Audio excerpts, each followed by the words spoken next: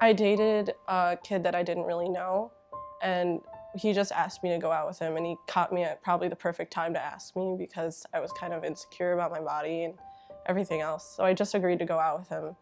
And through dating him, I also had to find out what person he was, and I found out more that he was a really insecure person. He was bullied a lot when he was a kid. There are physical signs of abuse, especially in teens.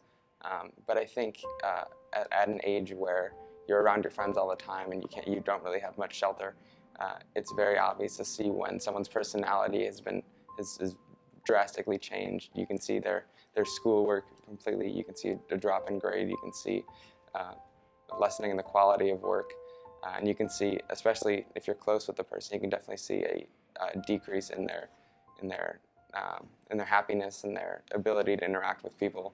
When I was dating my ex-boyfriend, I wasn't allowed to hang out with anybody unless he was there, because he wanted to know who I was with, and he wanted to make sure that I wasn't going to cheat on him, and he didn't want me to be around certain people. So he always wanted to control what I was doing.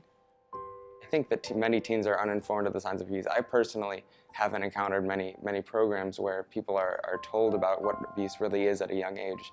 I think a sign of abuse is clinginess. If someone is around you too much, and if someone talks to you too much and they are too dependent on you, I think in that way it could be abusive.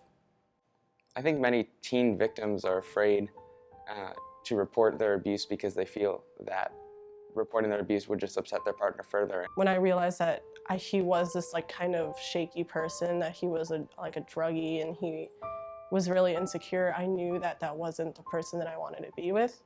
So when I was trying to break up with him and I tried to avoid being around him, he would threaten me and threaten to kill himself and saying that I was a bad person because I wanted to leave him. I don't think saying sorry would be enough of an apology after abuse, and I think that if there's a very serious case of abuse, there needs to be serious help taken, whether psychological help or I guess relationship counseling is included in that.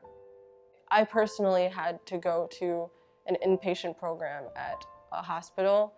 Then that might have been a little extreme for, oh, actually no, I don't think it was extreme. I think I definitely needed to go through what I went through.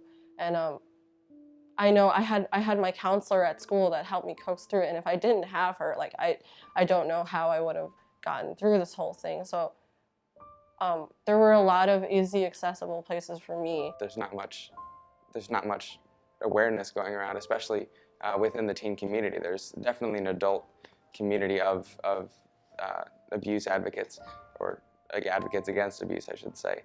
Whereas a teen in high school and in grade school, with teenage relationships, there's not as much awareness about anything relating to relationship abuse, domestic abuse.